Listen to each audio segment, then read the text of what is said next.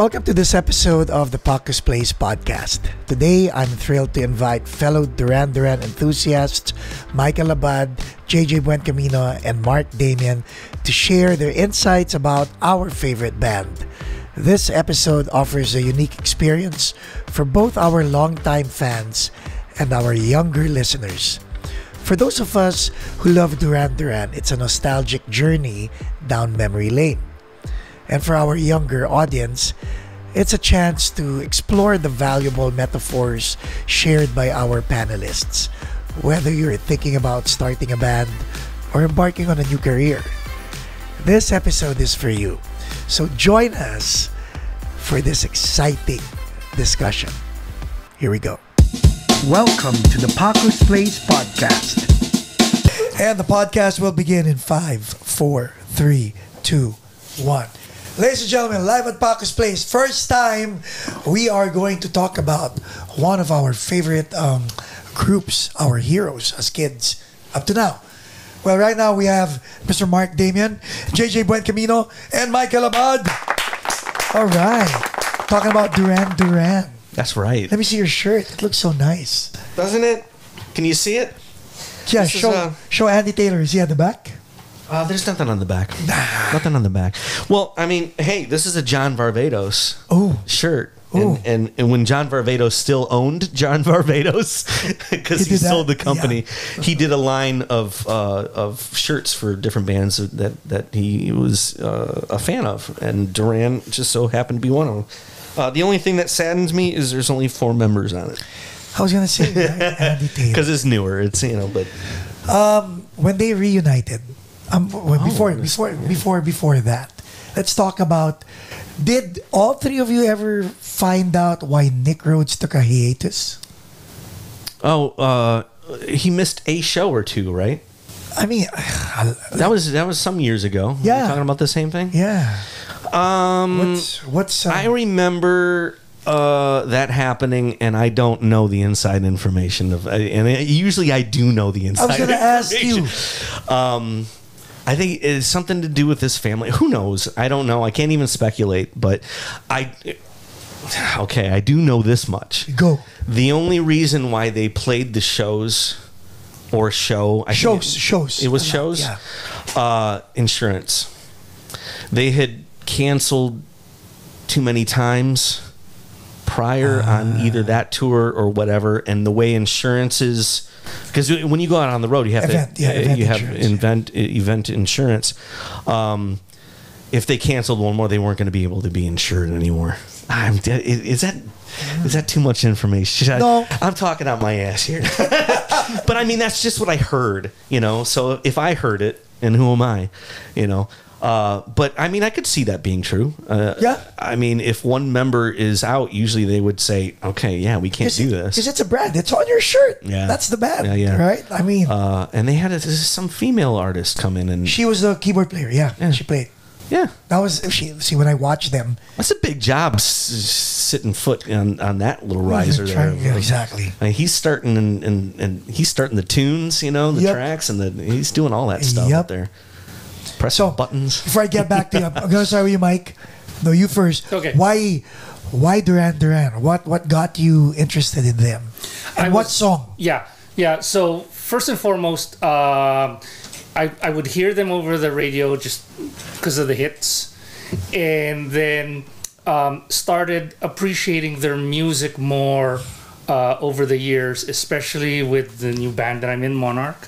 We're heavily influenced by the shameless plug, post-punk sound, particularly with bands from New York like Interpol and The Strokes. And then as I researched more into their music, I realized that they're heavily influenced by bands like Depeche, like Duran Duran.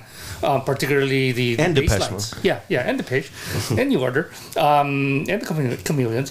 But yeah, it was with that realization that I came to appreciate Duran Duran's music more. I started listening to the deeper cuts. But you were as a young kid in high school or grade school, you weren't into Duran Duran.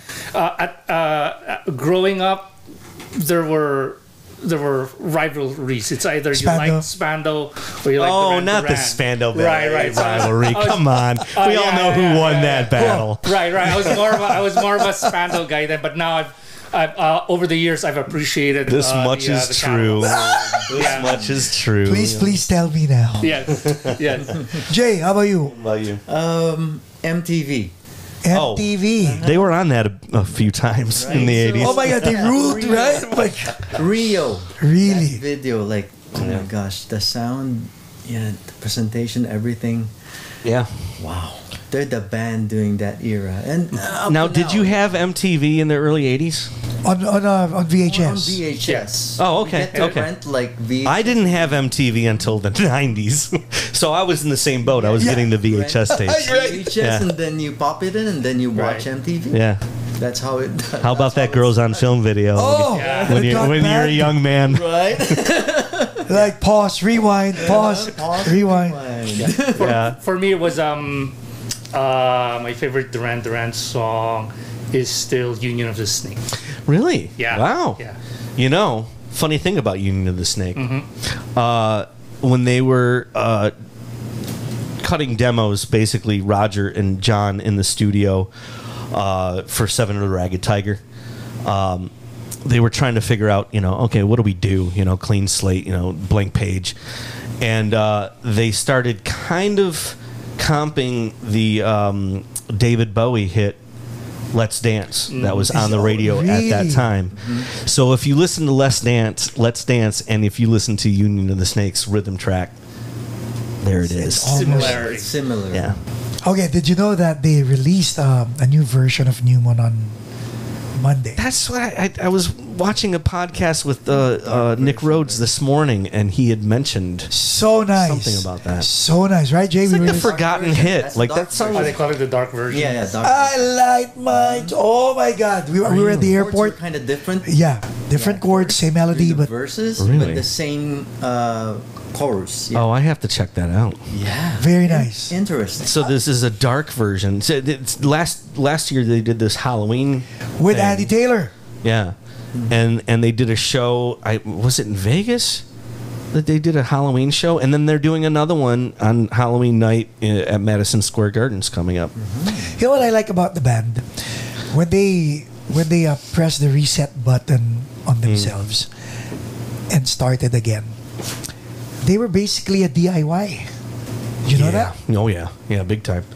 Did you guys know that? Even that when the original Five got back Yeah. together, they didn't have a DIY, record contract, and they got I can't remember the woman's name, but they got a female manager that said, "Okay, we're just gonna put you guys on the road and prove to these." Because every record label would pass. How do you pass on? Well, I mean, they had just put out Pop Trash. So. I mean, I mean, that record. Again, gearing up for this conversation, I listened to a couple tracks off Pop Trash, Did you which like came it? out in 2001 or 2000.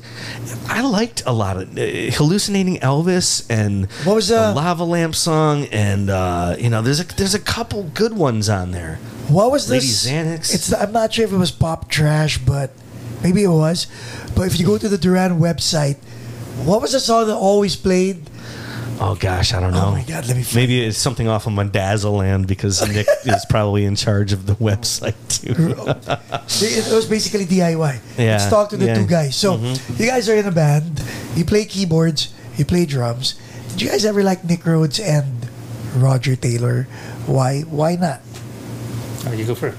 You go first. No. I go first. Okay. Again, I said I was hooked because of the sound of the group. It's like energetic. It's driving pop. I like his arpeggiators, like how he uses his Roland synths. And Explain that to the layperson why using an arpeggiator it can be challenging and at the same time exciting. Because, right now, it's not as challenging, but before, they used to have CV, before pre-MIDI. They sync it with wires and not like the MIDI cables. Those were we have right analog now. synths back It's so then. analog, and then of course you have to keep timing as to when you press it. So the oscillator would restart every time you And press. the nature of analog synths, it drifts. Right. Yeah. Depends on how you warm it up. Depends on the age of the synthesizer. And then you have to do multiple takes. I've heard they did multiple takes for the arpeggiation of that. Especially in Hungry Like the Wolf. Yeah. The way an arpeggiator works, of course, is like you press a certain number of chords, and the probably like AI during that time, the keyboard, the keyboard does the job, like putting the notes like going upwards, downwards, or random, Right. something like that. Wait, But there was still performance involved because you had to time it right. And press the right chord. Yeah. Yeah. How about you, Mike? For me, with the exception of drummers like Stuart Copeland and Jimmy Chamberlain of the Smashing Pumpkins, where they don't really overplay, because even if they overplay, they sound good. Yeah. I've always been fascinated and leaned towards drummers who serve the songs, and I found Roger Taylor to be one of those drummers, and I loved the way that he played to what the song needed, and I loved his work on the toms, Even the particularly 16th with note, Wild no? Boys and View to a The Kill. roto toms. Yes, his use of toms. And the electronic Simmons, the Simmons. Yes, yes. But then when the song just needed meat and potatoes, kick, snare, he was steady. Yeah. Planet Earth. Yeah. How about you? Who among the five of them? Well, I mean, Roger was my first drum idol, but I loved them all. I mean, I really did. I wanted to be one of them at different times in my life. Like, okay, now I want to be Andy. Now I want to be Nick. Did you wear the fedora? No, I don't think I That could pull I it did. off. I don't think I could. I was never a hat guy. I couldn't pull it off. I remember JJ going, "What the fuck?" We tried that one time. You would look good in that. I don't think that I could pull it off. He's We an tried inner that Roger one time, Taylor. Yeah. Or the chauffeur hat. Yes. With the makeup thing going Yes. on, yeah. So I know you're with DW, but Yeah. who among both of you had a Tama drum kit?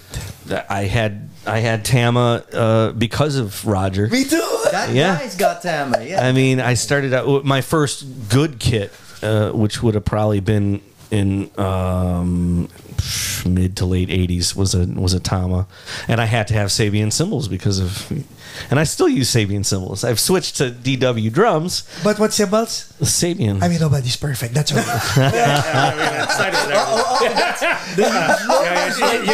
Same You can ignore same that big, family. sign over there. Yeah. Same family. Right. Different country. Yeah. Yeah. Like we were in. I digress, but we were in Canada, and I was requesting for Zildjian cymbals, and they're like, "Dude, you're in Canada. Yeah, you're not going to get Sabian. those. Let's talk about when they were the biggest band in the world. You were in Michigan. We were in the Philippines. Did you ever get a chance to watch them, the five of them, because you were already in the States? Yeah. Well, I mean, so my first concert ever was Duran Duran. This would have been 1986 at Joe Louis Arena in Detroit, Michigan. And I wouldn't go as far as to say sadly, but disappointingly a little bit, because they were still amazing. It wasn't the original five. It was the first. It was Notorious tour. It was the first. You and me both. Steve Yeah. Ferrone. Oh, let's see, So- Steve Ferrone. Steve Ferrone was on drums and Warren Cucurullo on guitar. Yeah. So they did not disappoint. I mean, it was still an amazing Okay. lineup, and it was songs produced by Nile Rodgers. Oh, yeah, you Nile can't really go Rodgers. wrong. Oh, So my I didn't see. Amazing. Basically, what I expected to see was, I had that Sing Blue Silver DVD, Yes. VHS at the time, which I have in my bag of tricks over here that I'll bust out later. But Yes. I watched that from 1980. I think that came out in '84. I watched it for 2 damn years, like religiously, almost every day, And I always refer to that as it ruined my hopes and dreams, Me too. because I thought Yeah. that was obtainable for a career in pop music. I'm like, oh yeah, I just want to do that with my life. That's what I want to do. Yeah, I mean, they were sponsored by Coca-Cola. Right. I think that might have been the first major tour of a band to be sponsored by a huge, company like that. The original five, they just looked like they were having so much fun, but they were getting, burned out and and coked out and everything else out. And by the time I got to see them, it was 86. And it was Warren Cucurullo and Steve Ferroni, and then the other. See, I'm glad you were able to see Steve Ferroni. I mean, nothing against Sterling. Man. Well, Sterling's no slouch. No, I just got to hang with him in Vegas recently, and in New York. He came to one of my shows. You know, it was so weird. I will never forget because that guy danced during I don't want your love on the Big Thing tour. Whoa. Yeah. He was. Did you see that when he brought the Araneta? He was dancing. He was. This was what year? 88. 88. I was only in high school. Whatever, Mike. Well, Steve Ferroni played on the record, Big Thing, but Sterling Campbell took on the live tour. And now Sterling, if we're going to talk about him for a second, B-52s, Cyndi Lauper, Dude. Soul Asylum, Duran Duran, David Bowie. David Bowie. Played with Bowie for 20 years, if not more. God. I mean, that guy's career. So, I had... Nice guy? You like what you met? Yeah. Not the most talkative, but he appreciated what I was saying. I was excited to meet him. I met him at a B-52 show because I tour with Skunk Baxter. Our front of house engineer is B-52's front of house engineer, and he invited me to come see them in Vegas. I'm like, you got to introduce me to Sterling Campbell. I won't be a fanboy too much, but I will ask him. I'll reserve it to one fanboy question, and it was a Bowie question. I want to hear the question. Well, I mean, I don't. So Bowie in early 2000, I'm going to say 2001, 2003, played a BBC special that was, shot for video, and he had his amazing band with him, and it was Sterling on drums, rocking the GMS drum kit. Oh yeah, and they break into this version of Fame, and I don't know if you guys are hip to this version. We'll play it after we're done with the official thing here, because this, everybody knows Fame, right? Yep.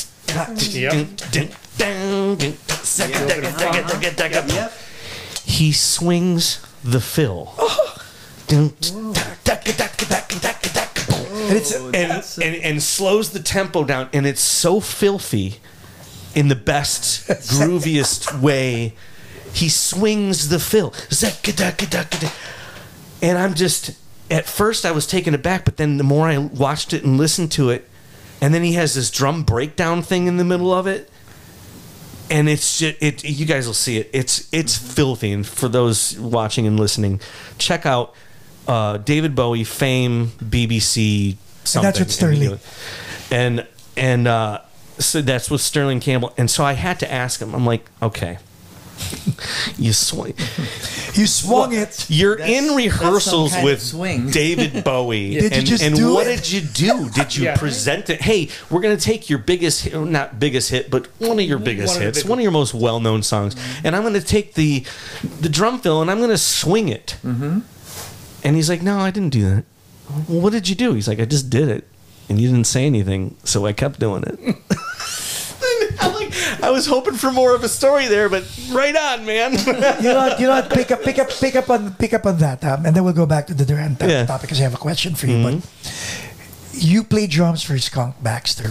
Oh yeah, I do. Knowing what you just heard from Sterling Campbell, just do it. Did you ever attempt doing that with Skunk? Well, yeah.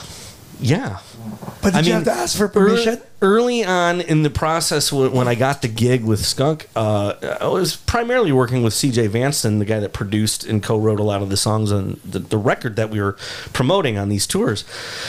And I asked him, I said, hey, look, do you want note for note what was on the record? He's like, no. So that came from CJ. And I was like, well, is anybody else, i.e. the man with his name on the cover and then on the marquee, is he going to have an issue with? No, he never plays the same solo twice either. So perfect. Just do what you do. And yeah, thankfully, I get full reign over what drum part. Now, you know, I'm not playing the exact fill. I'm being me, and that's what they wanted. So that's such a blessing. That's Happy for you. Oh God, you have no idea. Having come from working with people that weren't like that and thought that their drum parts on their little MIDI keyboard were better than mine. A two-time Rock and Roll Hall of Fame inductee says, "We hired you to play the part of Mark Damian, not play the parts that were played." You know, look at you. Look at me. Look at me. No. Okay. Now let me hear you. Okay.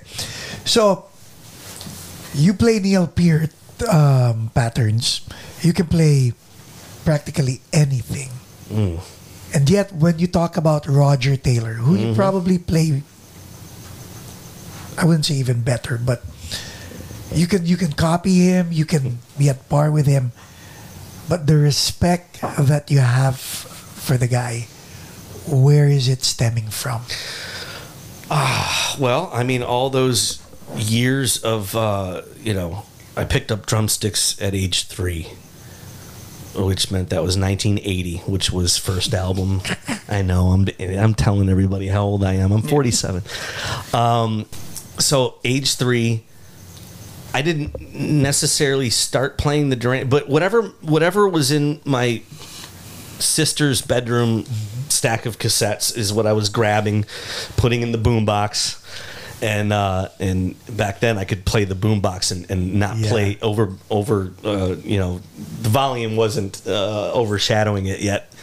Got a little bit more power, and then I needed to put headphones on because I was blowing that thing out of the water. But it was the first Duran album, it was the Rio album, and it was eventually Seven of the Ragged Tiger.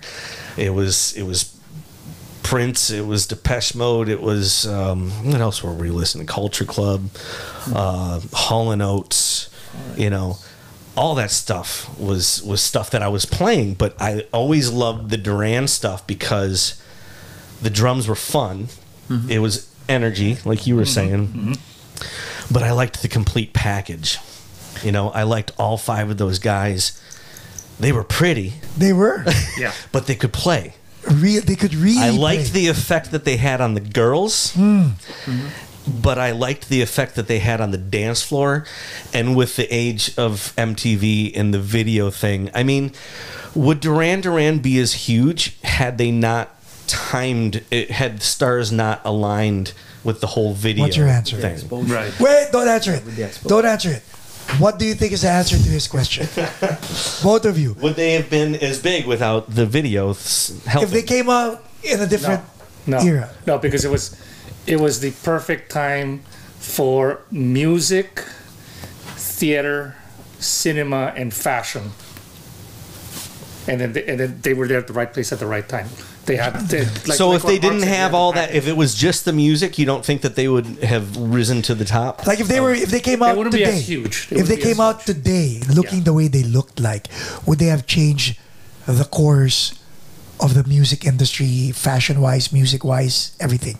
Like, let's pretend the 80s did not exist and Duran Duran never came out in the 80s. Oh my God, I'm going to No tear up. Miami Vice. wait. No Miami. Don Johnson. And they came out with that.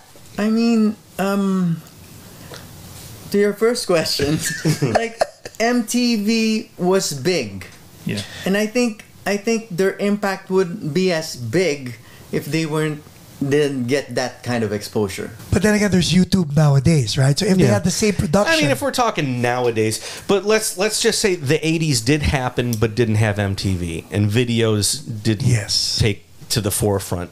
I still think that they would have been considered one of the better, if not the best, of that genre because of the production of their records. Like if their records came out now, and I'm a fan of the Killers, but if their record came out now, I'd probably be a 53-year-old teenager screaming. To your point, if they came out now that I'm thinking about it, they would have been a K-pop band with instruments. Yep. That's what K-pop is. They would have been a K-pop probably. band with instruments. But then again, to Mark's point, the K-pop groups, they can really sing. They're very good and they can really dance. But Can't Duran can play. Can play. They can play. They can really play and write their own good songs. Yeah. And you know, the irony is, even now, as we're taping this in 2024, the old songs still sound current and good. Yeah. Yes. The production is really good. There's some things that might be a little dated on the Seven of the Ragged Tiger record, but if you listen to Rio and the first record, Wow.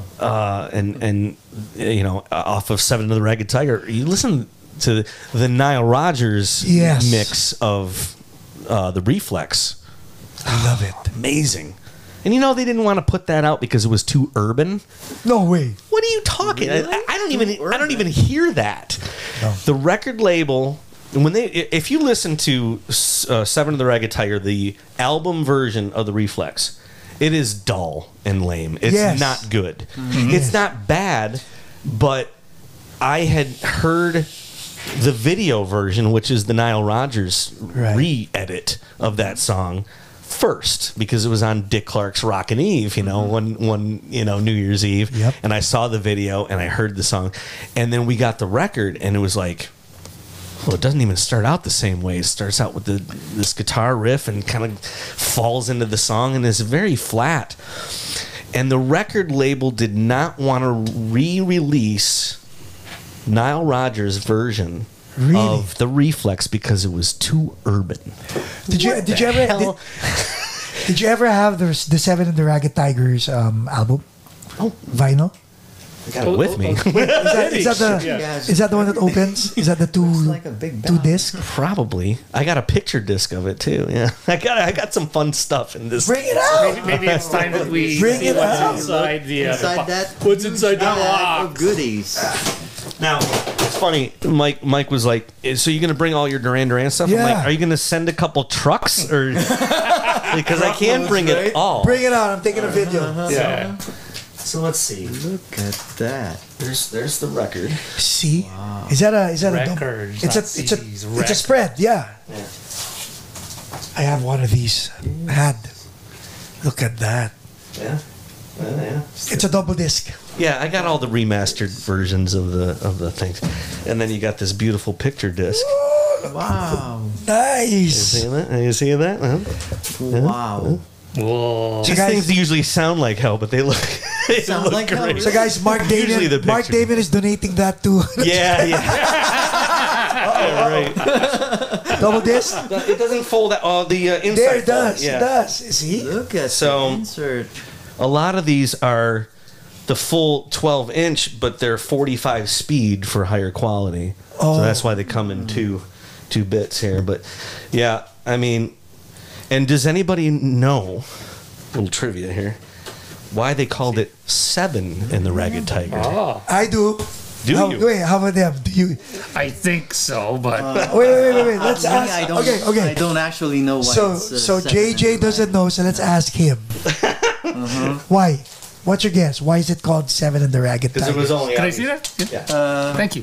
I don't know. Maybe it's got something to do with how many there are. No, but there are five. there's Plus only their two 5. managers. Plus the Ah. manager. Plus their two managers. Boom. Yeah. The Burrows. The Burrow brothers. Whom they parted ways with. That was the reason why. That was the last record that they were a part of. And those brothers were the reason why Simon Le Bon even Yeah. went sailing. Oh yeah, he got into the sailing bit. Even the accident. Almost died. Yeah, the Burrows. Of course. The Burrow brothers ran the Rum Runner Club. Yep. They And started. had Duran as the house band, and Nick was the DJ, and I think Andy was washing dishes. Andy was washing this. And they all had jobs. They had day the jobs. Rum Runner. And unfortunately, the Rum Runner is no longer there. But those two managers really, they were flying to New York and going to like Studio 54 to check out. That's why your BPMs are what they are. Yeah. Yes. because they were going to Studio 54 and getting Getting the See, we were talking about that. so it's the dance BPM. Mark, tell our audience, since you as a session drummer and you're exposed to the music industry, how important is knowing what your BPM is Yeah.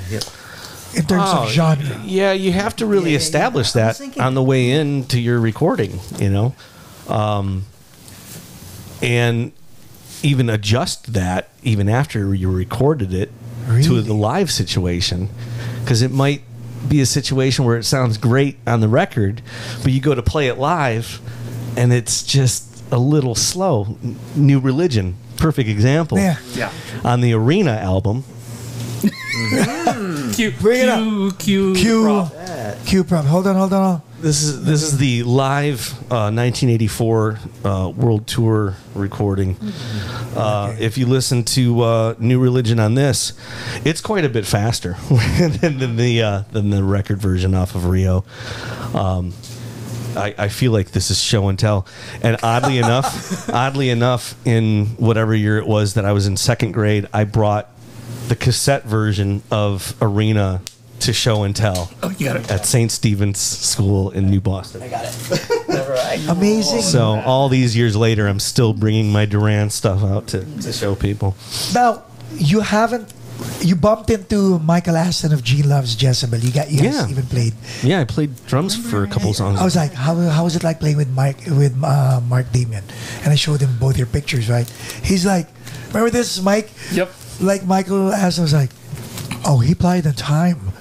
That was a rare occasion that his songs were all in perfect tempo. Yep. Yeah. Well, I mean that goes back to playing along with it, going back to what we were talking about earlier. Is Roger's time was impeccable, and a lot of the other records that I was playing along with back then, the Depeche stuff and the Prince stuff, most notably, that was all drum machine. Yeah.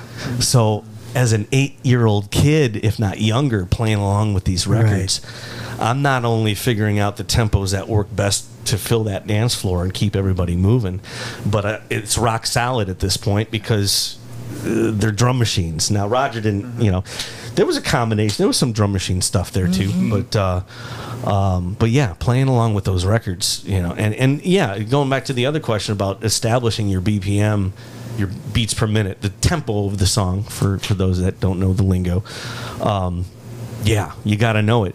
When I produced, I was gonna say one of the Monarch songs, when you produced Roller Coaster Kisses for Monarch. Yeah, their first demo was a lot slower, I think, and it wasn't even me that said anything. I think they were fiddling with the tempo, even before it got to the studio with me involved. So. And then when you got involved, did you put a stamp on the tempo? I was happy with the tempo. I didn't think it needed to be pushed or pulled anywhere, and we rolled with it. So.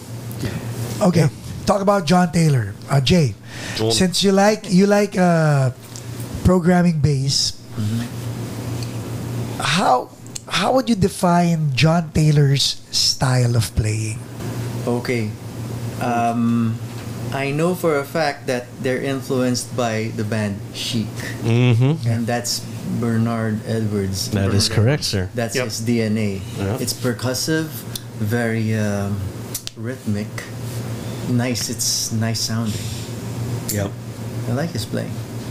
Wasn't it so weird? Like when he was Nigel, he was on guitars. I know. Everybody's named Nigel first, right? On the other side of the pond there. Nigel became John.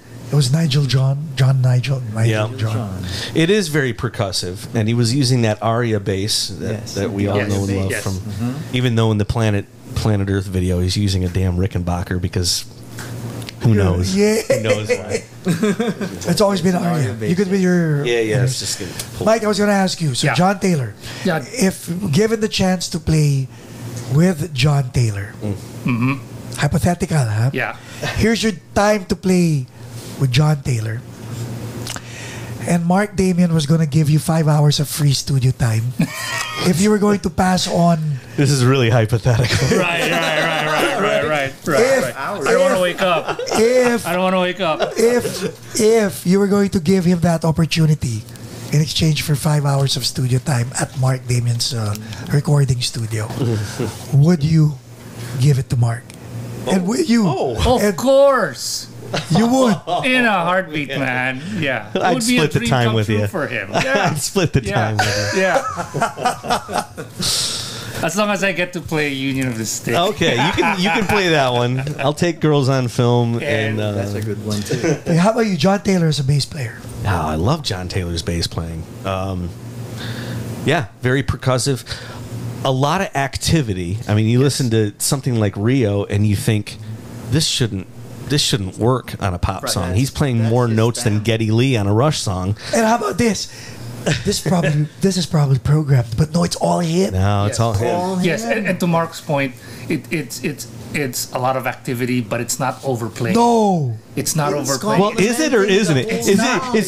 It's overplaying, but in the best pockets but, possible. But there's It's- taste. it's- There's it's taste. not- Yeah. Yeah. Now, when I met John at his book signing, Wait, he signed it. Look at that. Whoa. yes, Let me see. Let's take a video. cornball right now. Okay, wait. All right, let's hold the book up. Okay. Where did he sign it? Show me. Okay. It says, Dude, my name is the only one that's legible. I guess this is his signature. that's your down here. doctor's signature. Yeah. So in Hollywood one day when I was at his book signing, somebody asked what his like say something like Rio, like what was your mindset, and why did you approach the song like that, blah blah blah, and in total John fashion, he says, I just wanted to play as many notes to make sure I was heard. Wow. I just wanted to be in the forefront that's of his everything, ID. even though I'm Yeah. the bass player. See, I read that book. Cover Yeah. to cover. Yeah. Yeah. But did you read this one? Yes. Okay. All right. Well, I didn't get this one signed because Andy didn't travel around to. Come easy.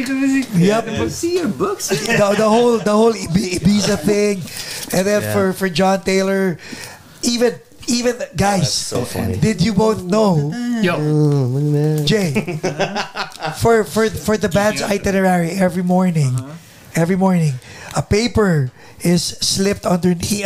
This was mid '80s though. Okay. Mid-80s, underneath their hotel rooms, right? Underneath the door to their hotel rooms, there would be a number on top of that paper. Okay. And that number, 16, 17, 18, would correspond to what? What do you guys think? Oh no. Room numbers? Room numbers? How about you, Mike? Yep. Room numbers. No. No. Do you know the answer? You know the answer. I don't. The age of girls lined up. Yes. Oh my God! Right? It's in John's book. I forgot about that. Wow. I thought because he also used to have, because when you're on tour you get that itinerary from your. That's it. Yeah. Right. I thought you were going to mention the fact that it said, and your name is John Taylor, Yes. because he had to be reminded Yes. who he was because he was just so blasted all the time on that tour. But either way, but the age of the girl, oh boy, that's filthy. I actually have the audiobook, and he was reading it, so that was even more. Man, I want to reread both of those because they're both very different, but they speak of the same eras, and it's very interesting Yes. to see and hear their perspective on the exact same events and how different the perspective is. I didn't know it was that thick because I had the audiobook. I'm trying to see if same this could fit in the thickness, bar. Will it fit? Amazing, no? Yeah. And then, you remember the time that he had a, what was that? He had a cut. He cut his foot open on It a was all coked glass up. bottle, coked out of his mind in a hotel room in California. And, it's funny. I don't know if either Andy or John mentioned the video that they were about to shoot the next day. Because that's the big thing about that whole scene is John is freaking out in his hotel room Yeah. on a coke bender and smashes a bunch of bottles of whatever he was drinking and steps on one of them and cuts the bottom of his foot open. And they have a music video to shoot the next day. Injury. And it was the equivalent, they say it's the equivalent of what was going to be like $2 million to shoot this thing. And they never. Andy is especially elusive in like anything that he talks about. He's like, we're gonna change the name of this person, and we're gonna change the name, the blah blah blah. He's like, I'm not gonna tell you what song it was. I'm pretty sure it was the Reflex video. And so, what they did is they called the Rock Doctor in. I know, right? Oh, no. Yeah. The Hollywood Rock Doctor Yep, shows yep. up with morphine in the foot and pharmaceutical grade cocaine for the nose to keep him up. Yeah. And he shoots the video. Now, if it is in fact the Reflex, you watch John Taylor bouncing around doing jumping jacks on that foot. Right? I mean, he is bouncing all over the place. He's got the Aria bass and that cool ass outfit from '84, and he's looking awesome. And I have to assume it was that, because that was the only video that they shot in that time period. They were on the road, and that's a live concert video with some shots. Yes. Yeah. So it has to be that. Yes. But yeah, that was an interesting story. I mean, we highly recommend you read or listen I thought you were going to say morphine and cocaine. No. Deadly combination. Terrible.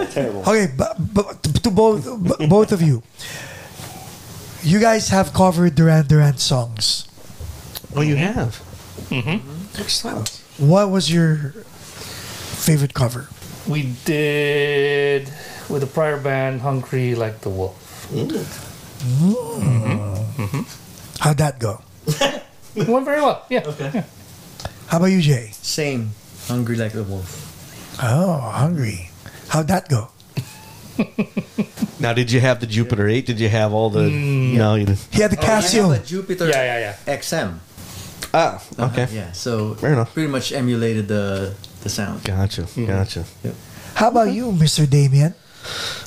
What, covering Yeah. Duran songs? Well, I mean... Not on your own, with a band. Little known fact, I play quite often with the Duran tribute here in Really? Southern California called Arena. You do? I don't talk about my tribute wait, acts very I- much. Duran Duran. No. Not you too. It's not you two. It's Duran Duran. No. Okay. It's a different. Yeah, there's a band called Arena, based out of Los Angeles, and I get the occasional phone call to play with them. I want to watch what you guys should invite us. Yeah, Okay. You gotta watch that. I have a show with them coming up late October, and I don't know where it is. I'll have to check. Okay, but so- it's somewhere in Southern California. So when you do play in a Duran tribute, what's your drum setup like? Oh man, the guys, because I'm not there. They have a guy, I'm pretty sure, that has the gig, and they call me when he can't make it, and they love when I show up because. Most notably, I mean, I'm still rocking my DWs, right? Of course, with my Sabian cymbals, but acoustic triggers on the kick and snare, and I've sampled Wild Boy's kick and snare from the record. Really? I've sampled A View to a Kill. Yeah. Oh my God! So it sounds his like the record. voice. Yeah, I can do it with my mouth. So and I got the Simmons original sounds on my Okay. SPDSX Roland piece, and I mean the Hungry Like the Boy, Right. the Hungry Like the Wolf laugh Yeah. at the Yes. beginning of it. I got that. triggered the So I laugh. got samples like crazy, and the guys are just like, we're in mid performance, and they're turning around, and they're like, this is pretty badass. So I The cowbells for what? What boys? Wild Boys, I have that programmed. I don't have an actual cowbell, but all that stuff is programmed on my SBD, and yeah, it's a lot of fun. I don't have to rehearse for that Do gig. you channel all three drummers or just Roger? Or Good Well, question. when I'm playing Notorious, you better believe I'm Notorious. doing Steve Ferroni, and you know, we don't cover anything that Sterling played on one record. I think it was Liberty, and we don't play anything off of Liberty. Yeah, we know. So we don't play Serious or Violence of Summer, Right. which were the two hits off All that. She Wants Is. Do you guys play that? You know, we never have. That was and nice. that's If you drum could- machine anyway. But if you could either cover way. that, Yeah, I could sample all that stuff. Cause Because there's remixes that I have where they isolate a lot of those sounds on these fancy remixes. Insane. There you go, look at So this is where it gets, because anybody can have the actual records, but I got these deeper these. Wait, that's all the samples from. Well, when they did these remixes, they isolated a lot of those sounds so you can pull them easily. Oh my God. And I mean, come on, look at that. Yeah. Look at these guys. 1988. And you gotta love, he was hanging out with Michael Hutchence a lot. So Simon's hair was very Michael Hutchence. That's another thing I liked about Duran Duran. Remixes. They were the kings of content, even back then. I mean, now we all know the term content is king, right? With podcasts and putting out singles and blah, blah, blah. But literally, I mean, you had the first album and then you had a series of remixes and longer versions. I mean, how many versions of Hold Back the Rain are there? How many versions of My Own Way are there? And these are deeper album cuts, you know. And what else? I mean, I got. Oh man! But look at you. I got so much stuff. You get into the era of. I mean, how pretty were these bastards? This is a song. This is a remix of Vertigo, Do the Demolition, off the B side of Notorious. Yeah. Look at these. Look at these boys. Pretty. We didn't want to be one of these guys. Look at us. Skin Trade. This is a Skin Trade remix. You know, we can man crush. We fan out. We can man crush and still be men. Yeah, absolutely. It's not offensive to man crush over Duran Duran.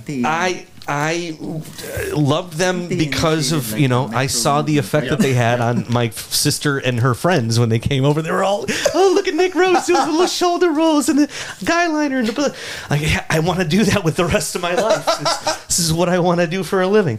But yeah, to go back to your point, Mike, is the content. I mean, most of this stuff in here, I got the first 3 records, but I've got a stack of songs that have no business being pressed on vinyl for remix purposes, you know. But it's even there. Some white label ones. This is a white label of American Science. Oh my God! Oh, Vertigo's. There's some extra stuff on there. American Science. Yeah, American Science was all drum machine, and you know what? Steve Ferroni programmed it. Oh, isn't that wild? Nick Rhodes is like, what would you do as a drummer on this if you were to program it? And Steve Ferroni programmed it. So, I mean, not much to look at. Okay.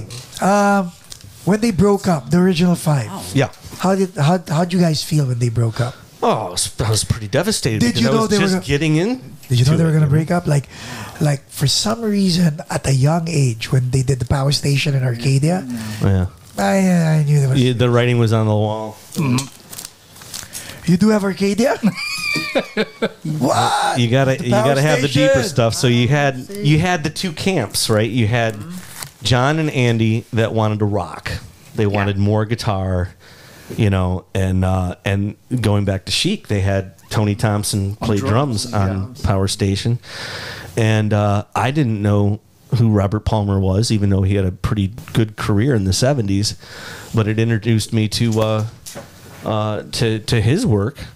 And this record is got a great cover of Bang a Gong, which is their version of it is the one that I love. You know, get it on. And Some Like It Hot was a winner too. Like It Hot, of course. Yeah. But we all know who won the battle of this of the side projects. This guy right here won the battle. So red. This is not easy to find, this record on vinyl. Yeah, So Red the Roses. Yeah. This was Arcadia and Election Day, great song. I mean, Election Day. Front cover to back cover, every song on this is phenomenal. Now, do you know the line? Okay, you got Simon Le Bon, obviously singing and writing Roger the lyrics. Taylor. Roger Taylor played quite a bit, but there's one song that he didn't play drums on, Lady Ice. Who played? Hold on. I believe it was who took over for Charlie Watts. I'm drawing a blank. Anybody? Simon Phillips. Charlie Watts. Steve Jordan. Steve Jordan. Steve Jordan played on guy. Lady Ice, the last track. Goodbye is Forever, Keep Me in the Dark. A lot of great stuff on this record. Wait. Why did Steve Jordan play? Because Roger Taylor quit? Roger Taylor, if you notice, he's in the pictures. He's on some promotional stuff, and he's on a majority of the material. But he was cooked, man. He was so fried after that world tour in '84. By the time they did View to a Kill, he just didn't even, And he played a little bit on Power Station record too. Oh no. He played the Octoban parts on Some Like It Hot. Tug. He said it was the most expensive percussion overdub of all time because they put him up in a New York hotel for like 3 weeks. 3 weeks. And he's like, because they recorded it at the Power Station in New York, hence the name of the band. And they flew him in. They wanted him to do these little tappy parts on Some Like It Hot, but they weren't ready for him yet. I.e., John had his nose buried in a bag of blow. Like, who knows?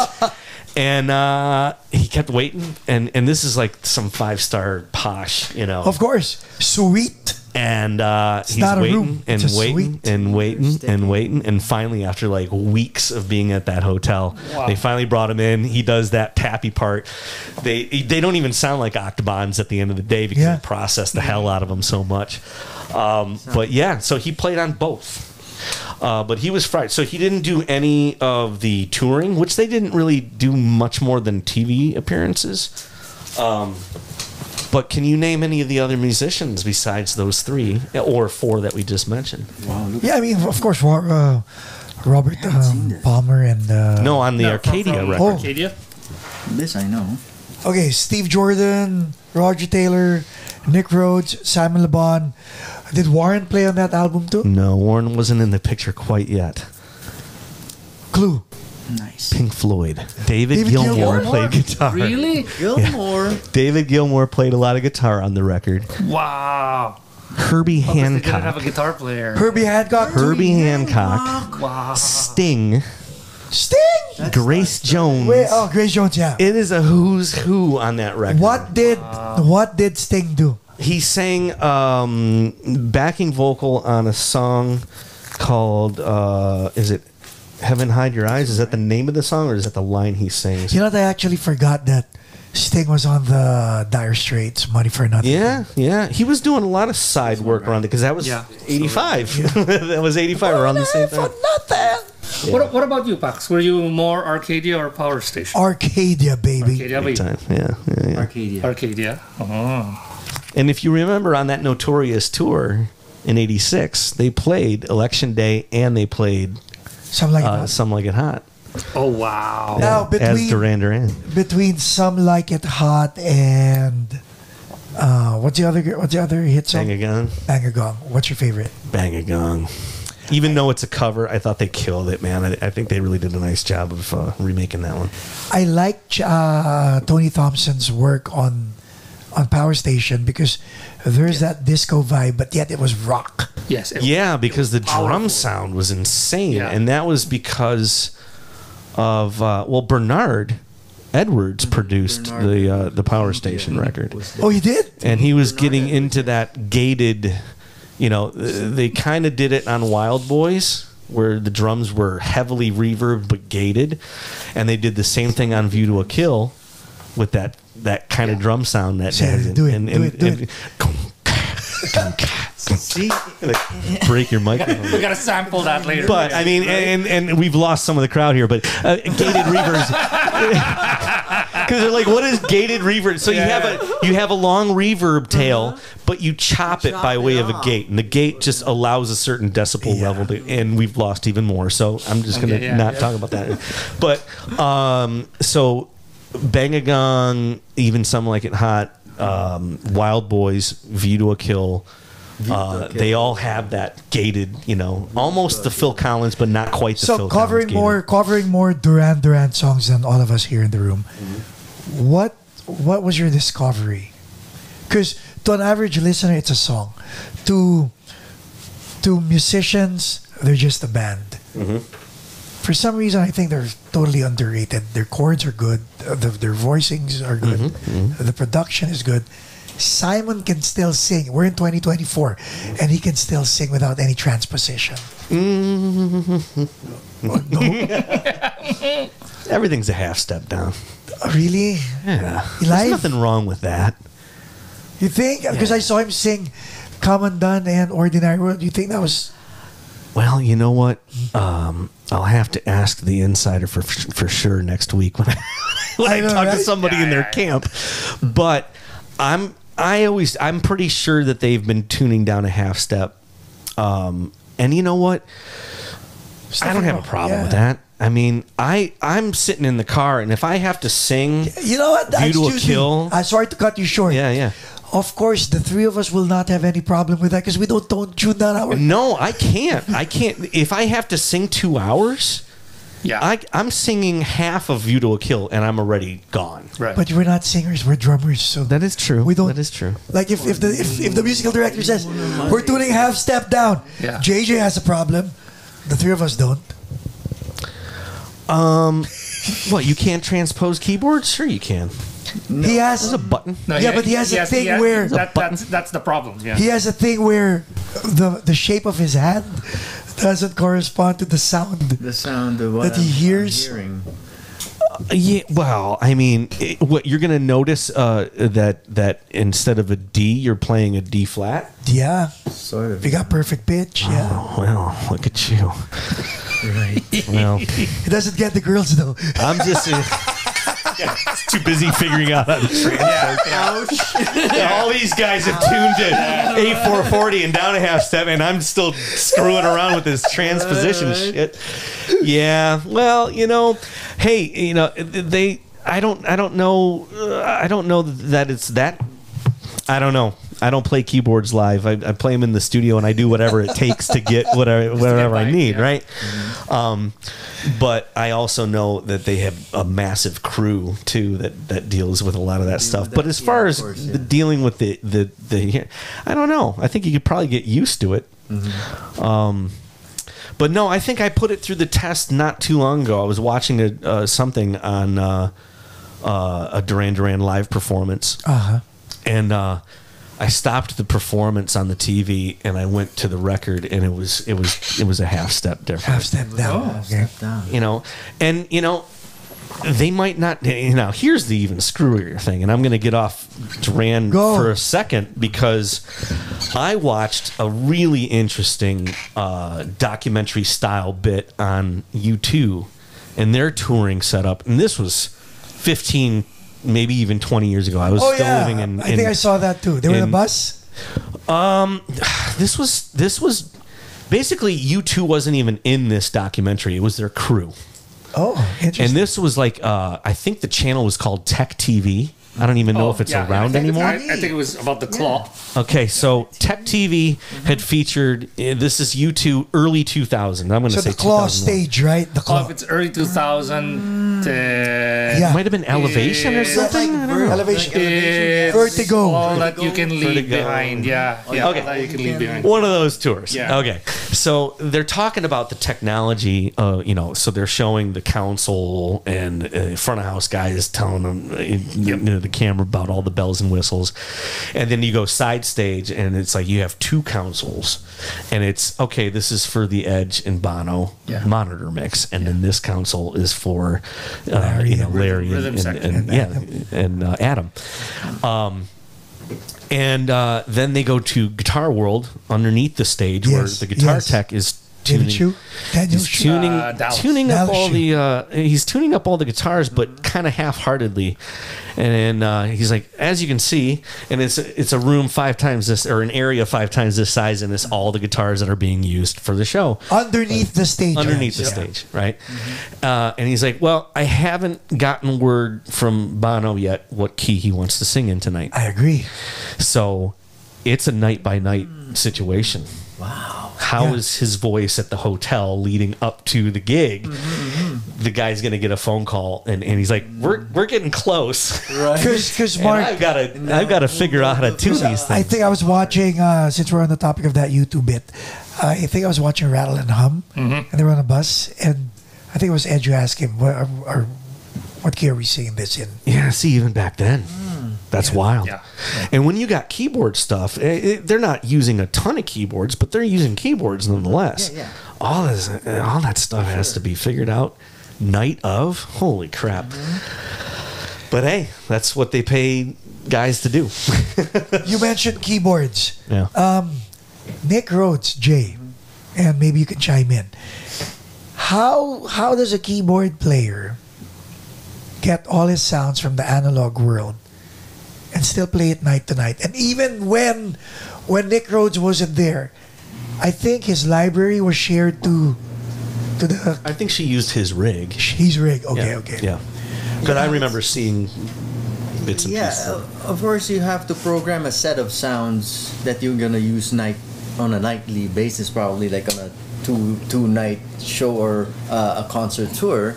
You have to have a set number of sounds, and you can't fiddle with sounds in the middle of like of a tour or something. Yeah. Like there's no time. You have to do it like way before. You have to prepare. Yeah. So- Especially if you have four keyboards. Four keyboards, you know, the more the man keyboards, used to travel with a Fairlight in Oh 1980. my God, Yeah, yes. I've heard. Oh yeah, that's He had the even computer cumbersome. screens behind him and the little light pen. And I've seen a that. Fairlight. That was $100,000 machine back Yep. in the And then day, you in put it on '84. tour, right? What a risk. Well, you know, I was watching Nick on a podcast this morning, and he was talking about those days, and he's like, eventually, I got and I'm speaking as Nick. He's like, eventually, I got tired. You don't have the accent. No, I wish I did though. Oh my god. Anyway, he's like, I wish I wish I had the accent. He's like, I got tired of showing up to sound check and seeing my keyboard tech doing open heart surgery on my Jupiters. Yes. Yeah. Because they get jostled. These are analog boards. They get out They're of tune. being pushed into tractor trailers and different weather conditions, They get and battered. it's a pain in the ass. He's like, eventually, he's like, okay, enough's enough. You know, I'm going to trigger the Hungry Like the Wolf arpeggiated sound that's sampled on whatever this Samplers modern are the piece is. Yeah, solution. yeah. Sample. And things are on computers now where they don't even have to do that. I mean, Right. you can really lighten the load with keyboards. Are the Aesthetics. yeah, I mean, it's you get a free pass a lot of times with the stuff that can Right. go on tape that you're playing along with, so to speak, because you just can't recreate that stuff. No. You know, It's hard. that especially with Planet Earth intro has got to sound that Exactly. way every night, and it's not going to if he's going to. He was a big fan of using those guitar phasers and Yes. distortions. That's where that's from. It's a phaser from a, you know, it's the phaser, keyboard sound, yeah. but it's the phaser from a guitar pedal. Yeah. And if it's not Guitar effect. exactly set to the the same thing, same it's not thing, going to it's not gonna sound. sound like And then everybody's going to be like, okay, that's sort of the intro to Planet Earth. Yeah. Okay. Yeah. That being said, Mark, Yeah. and both of you can chime in. Do you guys think that because of the intricacy of the sound, the IOs, the input output, I mean the routings, do you think there is no time to jam, or do you think they do jam? Oh, you mean like getting off the grid, Yeah, so to speak? Like you're on tour with Skunk. Do you go off the grid night after night? We go. You play within the grid. Well, on the songs that we're playing off his newest record, we are on the grid, but taking liberties as to what's being played during Right, that grid. right. You know, his solos are going to vary. My drum fills are going to vary. There's going to be certain things that stay the same. Now, by the time we get to the encores, which are the well-known Ricky Don't Lose That Number and China Grove, there's no more grid. I can actually pop these puppies right Okay. out, and we're off to the races. And it's, you know, but then again, those songs are very specific. Yes. The audience wants to hear them a certain way, but we take liberties there too. Now, is Duran jamming? Negative. No, I mean, I think a show, when no? In a box. they're already structured. They're extending things like, when they close with Rio, the last handful of times I've seen them, they go around and Simon will introduce each band member as if we need to be reintroduced. So there's obviously no grid anymore, or.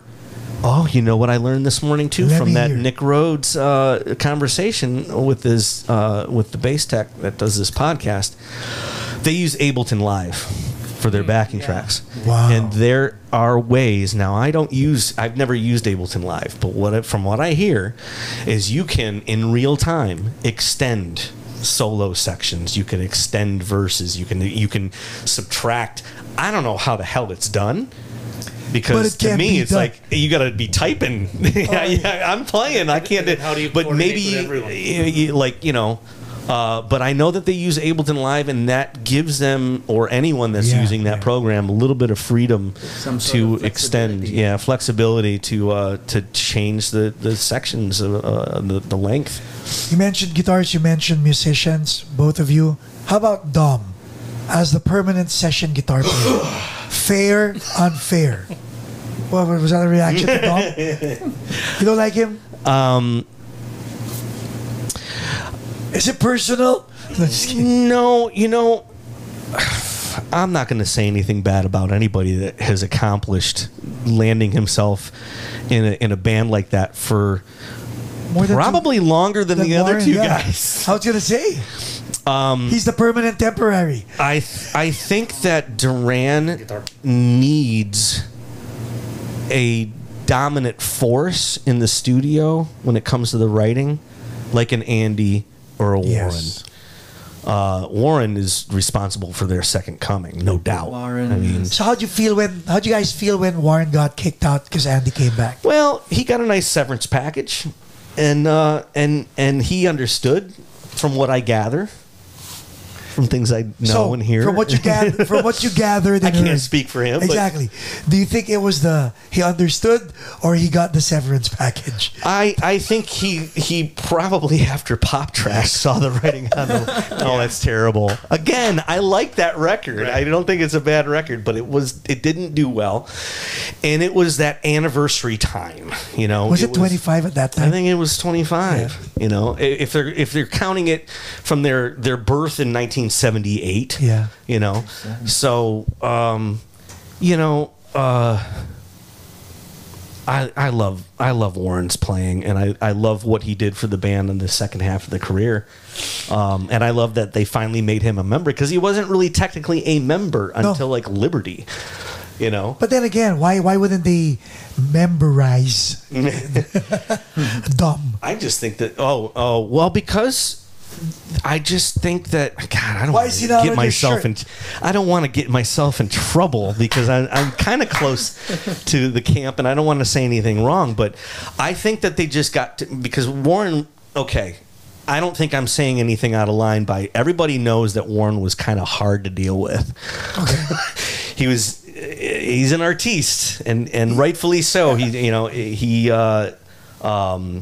I think that they were just happy to get somebody that could just play the parts, man. Just play the parts, and we'll do all this, and we'll be, who we are, and you just play the parts, and he's doing that. So I don't know. I mean, I would love to say, I don't know why. I attended the Hall of Fame induction. Oh, yeah, okay. Yeah. And but Andy wasn't there, though. Andy, so here, the long story short, I bought tickets with, and my sister flew out, because my sister and I are, the only two things we have in common is our parents and our undying love for Duran Duran. So I'm like, Lisa, Duran's induction is in LA, not in Cleveland, not in New York. It's on my doorstep. Dude, we have to go. So we went, and we were all excited. And I did have inside information that Warren was also going to play. and I was ecstatic. I'm going to see Andy and Warren on the same stage, which is just like, that's even, like that's the last dodo right there. Like, you don't, that's impossible. So Duran was the first band to get up and play of the whole night, which was Eurythmics, Wow. Judas Priest, Dolly Parton, Pat Benatar. Wow. I'm forgetting it. The lineup was insane. Oh, Lionel Richie. No, I love Lionel. I love you, Lionel. Dude, You still want me to play with you? Anyway, so we go and Duran comes up and they start their first song and it's Dom on guitar. I'm like, okay, so they're gonna make it a big thing. They're gonna bring out Andy and then they're gonna bring out Warren and they're gonna play Rio to close it out with all of them. And no Andy, no Warren. They're 3 songs in. I'm like looking at my sister Lisa. We're pissed at this point. She flew all the way from Michigan. We both spent a couple $100 on the tickets or whatever they were, and we wanted to see this. And then the speech for their induction, and then we learn about Andy's cancer condition, and we were just like, well, now we feel like assholes. So, yeah, that was devastating. But I still don't know why Warren. Maybe that was because of Andy's situation where, if Andy can't make it, then that's just going to be... It's weird. Yeah, I don't know. I hope to get the answer to that question next week. When I talk to somebody in the camp. But it would have been really cool to see that. But I'm still happy that I saw the induction because that was badass. That being said, would you guys be happy or satisfied if Andy played on the record or Andy and Warren played on the record and then you got Dom bringing the record or the doing the touring bit? Yeah. Wouldn't that be nice, no? I would... Go ahead. Somebody else. For nostalgic purposes, yeah. New material. New material with the classic lineup and Warren or Dom. No, Dom's gonna do the touring and Warren but just for recording. Yeah. Now this is Duran's latest. Oh, the Halloween. My sister got me this. I want to say that Warren did play something on that, and Andy did. Oh, there you go. Then Dom's gonna tour it. Sort of happened. So it did happen.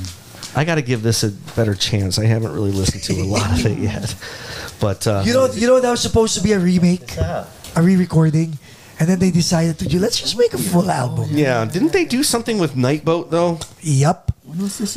Last year, October. Okay. Yeah. That's their Halloween album. And talking about October, are you guys familiar with the song "Secret October"? Yes. It's a deep cut. Mm-hmm. It only was released on the B-side of the Union of the Snake. Yep. 45. And you know how I was able to... So this is the Secret October podcast, isn't what I'm dubbing it. There you go. And you know how I knew about that? I think I just saw it at on one of the interviews they did, and they talked about it, and it got me curious about it.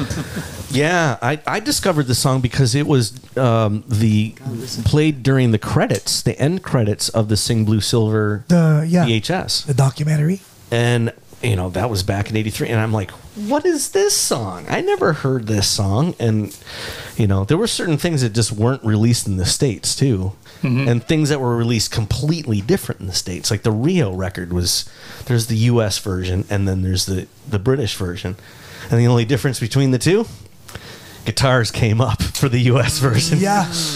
That's really all it was. How about Girls on Film and the whole ban on the music video? Oh, the censorship of... Well, anytime you get censorship, it means chatter, why did it get... So do you think it was contrived? Well, I think it was their first single and a pretty ballsy move to make a video with naked women mud wrestling. Mud wrestling. Yeah, mud wrestling. and straddling a... I mean, go and watch the video, kids. I think it's a pretty bold thing to do, and they made a short version which edited all that stuff out. That I'm sure was still played on MTV, but that song itself has a lot of history. In fact, Hold on. One more. in fact, this is a very, very interesting LP that I picked up at, I want to say, Amoeba Records, maybe. Demo. The demo version, 1979, of Girls on Film. Wow. Minus Simon LeBon, because he wasn't in the band yet. Was it Stephen Duffy? This was before Stephen Duffy. Even before Steve. This is Andy Wickett, everybody. yeah. Andy Wickett. Andy Wickett. And I think it's a red vinyl. If you pull out the vinyl, it might be red. Transparent red. Yeah. Pull it out. Yes, it is. Look at that puppy. Bring it out. So that is the demo version before any verses were really Yeah, Andy Wickett. Yep. Andy Wickett, the original. Now, he eventually sued and got his due. He did, yeah. Because the only thing that they really had, if you listen to that, I've listened to it once and then I put it soundly away because it's not very good. It's very underdeveloped. And the only thing that they had was that chorus. It's like a demo. Yeah, that was it. Demo. And yeah, it's very, very demo-ish. And they didn't have any verses really developed. But yeah, the chorus they had. You can hear it like. The only thing recognizable is the chorus riff. Only. Wow, Yeah. Totally different. Totally. John Taylor and guitars. Cool. Yeah, You know what, yeah, guys? he wasn't playing bass yet. Guys, we'll have a lot of a lot of episodes with regard to Duran Duran, and hopefully we could get all of them together with the four of us on this podcast episode. That would be, Wait, I've got so much more. that would be the goal. Let's see more. Oh, okay. Well, I'll pull out just a couple more things here. There you go. Oh, one of my favorite things. Wait. We talked about all the content. You know, all the singles, singles and Remixes. the remixes and different versions. Oh, and such. CDs. These are box sets. So this is 81 through 85, and this is 86 to 95. So you got the Andy era and the Warren era. And when you open these things up, That's how they. Oh, they are basically, with the artwork, this is what the singles wait. look like. Yeah. Each song. So this was the single, like they look like 45s basically when you pull them out. But this was the 45 version of Planet Earth, which had Late Bar and a different version of Planet Earth. Careless Memories with Fame, their terrible version of Fame. I don't know if you guys are hip to that, but I will say they can do no wrong until they did that. They did not do a very good cover. A misstep. So you got Girls on Film, Faster Than Light, and the night version of Girls on Faster Film. Than Light, like 2 minutes later. Yeah. My Own Way with Like an Angel on the. I mean, so these things we didn't hear songs like an Angel and Faster Than Light. We didn't even hear To the Shore in the States, which was on the first record. Agree. But the U.S. version of the first record was redone. Oh, look at that. That's Rio. Is that Rio? This is Hungry, Hungry. That's hungry. Like. which I have the LP version of this same thing. And then you got Save a Prayer. And then you got Rio. There's and then Rio. you got Something Is There Something I Should Know? Is there? And then this is Union of the Snake with Secret October on the backside. Yep. This is always a fun cover. Moon. So, I mean, look at the artwork and the attention to detail on the artwork. There's the Reflex. What was on the B-side of the Reflex? Make Me Smile. I don't even remember what that goes Make like. me smile. No, just kidding. Wild Boys with a live version of Cracks in the Pavement. And then, of course, View to a Kill. Damn. And then you've got What's the last second. one? Oh, that's the. Yeah, this is just a little pamphlet in there. But yeah, that was a pretty cool find. I don't know if. Wait, where'd you get it? I have no idea. I mean, these came out in the early 2000s when the remaster thing was happening. So yeah, take a look at these. Whoa.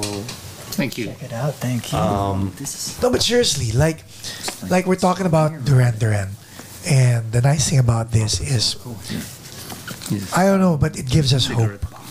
because they're still at it. Yeah. Who knew that when they would headline Coachella, Oh my god. it'll be man. well received, Yeah. right? Yeah. That was cool. Nick Rhodes came out with that veil, and I was watching it on TV, or, not on TV. It was a feed See? online. That's fun. Probably back when I was using a PC. PC, excuse me. Who uses a PC? Who the hell uses a PC anymore? PC. Anyway, No, yeah, yeah, it's a lot of fun, man. These guys have been at it since '78. What have we learned? Like, look at this. We're looking at these singles. Yep. I mean, you know who does that now? To their point, K-pop artists have that kind of packaging with regard to their music. The detail. Yeah. Why have we stopped? I miss that detail. I don't know. I still enjoy the tangible. Me too. You know, that's why I have all this stuff, and that's why I wanted to bring it. Amazing. Oh man, yeah, the tangible stuff. See, it's like I was saying, the remix stuff. This was something that was in the whole thing. So having this now that I discovered that it was a thing, I found it and I got the real, full 12-inch version of it.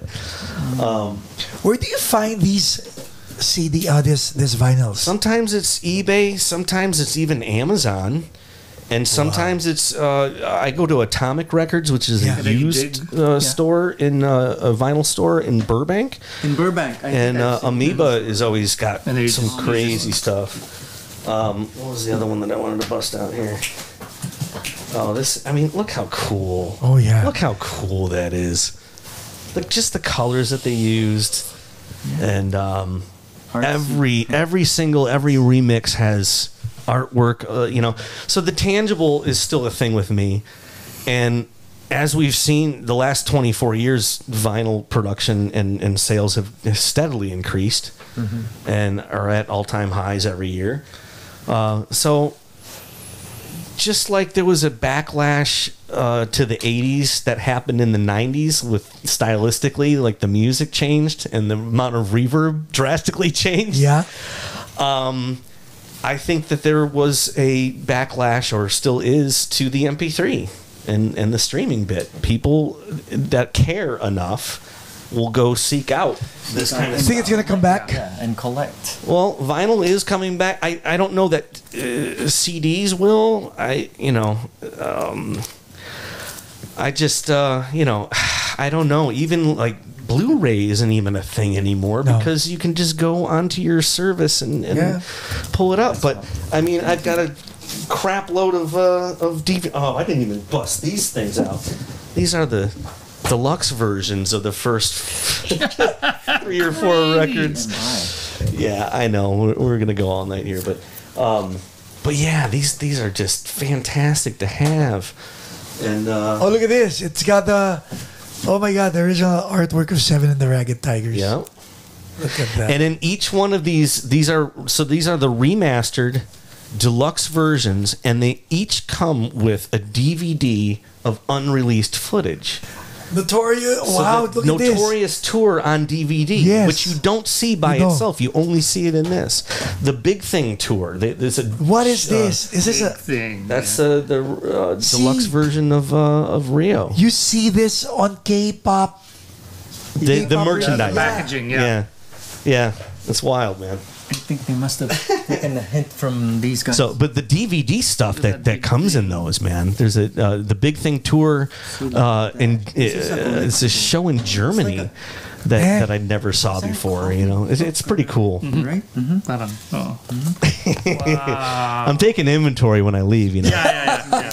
I'm keeping one. We gotta distract Mark. Yeah, let's just try. yeah. We're gonna end here, guys, Yep. because this is too much. We're gonna have an offline conversation, but Yeah. please subscribe, and if you guys want a part 2, put it in the comments. Yeah. Mark, Damian, thank you very much. Hey, we love you, man. Thank you, JJ. Thank you, Mike. Okay, and back to more merchandise. See you guys. Post in the comments who you want us to talk about. And Duran Duran, you guys are invited to be on this podcast.